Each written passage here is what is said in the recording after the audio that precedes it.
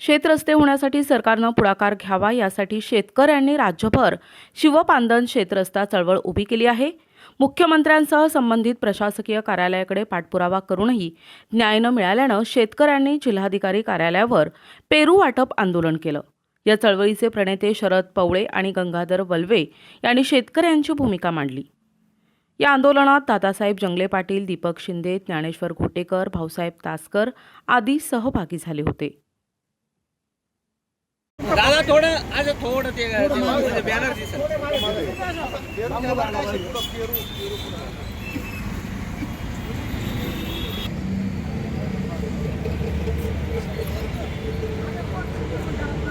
आला पेरवाना रे यामध्ये या उभे राहा चला ए मोका करा ना ते बाजूला ठेवा खाली जाऊ नका असे 2-3 हातात करा यायचे बरं का मेरी खाऊन साहेबांना यायचे बाबा समोर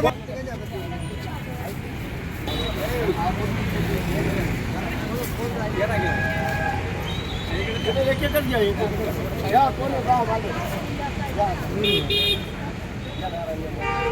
इकडे जाणे दादा मत एंगेज करू नको एक हो हो जायचंय त्याला द्यायचे का सर एक फोटो काढा हो त्याला द्यायचे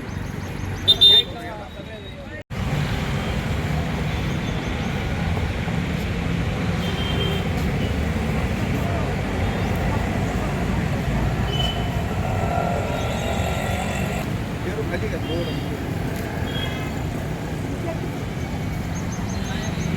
बसा ना तुम्ही दिसाल पण मागचे दादा बसा इकडं टोपीवाले दादा हो चला बोल दिसू द्या मस्त पैकी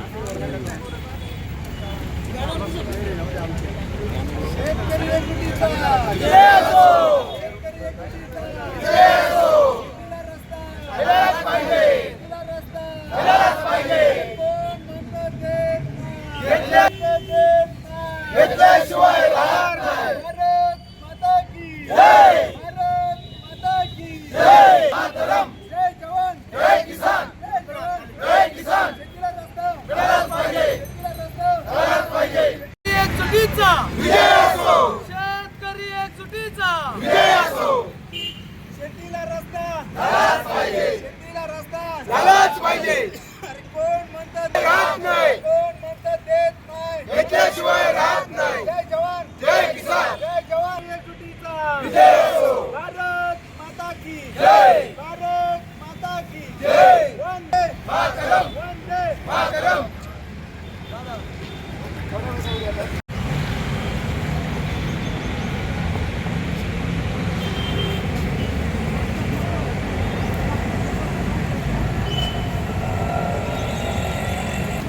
खाली का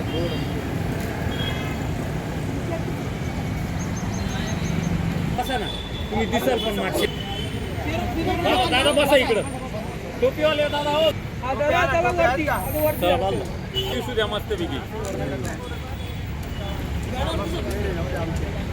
शेतकरी एकजुटीचा विजय असो शेतकरी एकजुटीचा विजय असो शेतीला रस्ता झालाच पाहिजे शेतीला रस्ता झालाच पाहिजे कोण म्हणतं देत नाही घेतल्याशिवाय राहत नाही भारत माता की जय भारत माता की जय मातरम जय जवान जय किसान जय जवान जय किसान शेतीला रस्ता झालाच पाहिजे शेतीला रस्ता झालाच पाहिजे मी गंगाधर रामचंद्र वल्वे आज 16 डिसेंबर 2024 या ठिकाणी जिल्हाधिकारी कार्यालयासमोर पेरू वाटप आंदोलन या शेतकरी आणि शिवार रस्ते पांदन रस्ते हे झाले पाहिजे या उद्देशानं सर्व शेतकरी बांधव या ठिकाणी जमलेत।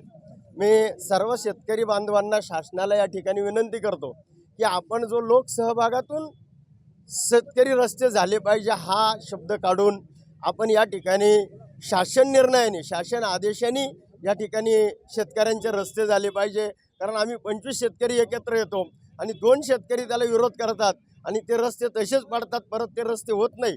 याकरता आमची एकच विनंती आहे शासनाला की शासन आदेशाने रस्ते करून द्यावेत की जेणेकरून एखादा शेतकरी त्या ठिकाणी अडचण करत असेल तर त्या शेतकऱ्यावरती ताबडतोब कारवाई केली पाहिजे। हे शासनाचे काम आहे, कारण शिव रस्ते आणि पांदन रस्ते हे शासनाच्या जागा आहेत। या शासनाने खुल्या करून दिल्या पाहिजेत. आमच्यामध्ये जे वाद लागलेत, जे वाद निर्माण होतात शेतकऱ्यांचे, जे कुठल्याही प्रकारचे वाद होऊ नयेत या ठिकाणी मी खऱ्या अर्थानं धन्यवाद देईल आमचे शरद पवळे साहेब आणि दादासाहेब जंगले यांनी ही जी चळवळ उभी केली. ही चळवळ अतिशय मोलाची, अतिशय उशिरा आलेलं सगळ्यांना, परंतु त्यांनी जो पुढाकार घेतला त्यांचं या ठिकाणी आभार मानतो, त्यांनाही धन्यवाद देतो. आणि अशीच ही चळवळ इथून पुढे अतिशय तीव्र करायची.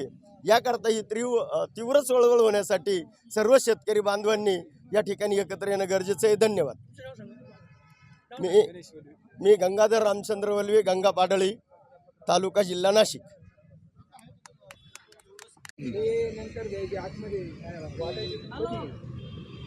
शरद पवळे, महाराष्ट्र राज्य शिवपालन क्षेत्रस्था चळवळीच्या वतीने महाराष्ट्रामध्ये शेतकऱ्यांचा, क्षेत्रस्थ पीडित शेतकऱ्यांचा एक मोठं जन आंदोलन उभं झालेलं आहे. यामध्ये प्रत्येक जिल्हाधिकारी कार्यालयावर जाऊन आम्ही क्षेत्रस्त्याच्या संदर्भात जे पीडित शेतकऱ्यांना सोबत घेऊन या ठिकाणी शेतकऱ्यांचं वेदना या ठिकाणी सरकारसमोर मांडण्याचा प्रयत्न करत आहोत. प्रत्येक जिल्हाधिकाऱ्यांना आम्ही या ठिकाणी निवेदन देत आहोत आणि सरकारचे, प्रशासनाचे लक्ष वेधण्यासाठी या ठिकाणी आम्ही पेरू वाटप आंदोलन करत आहोत.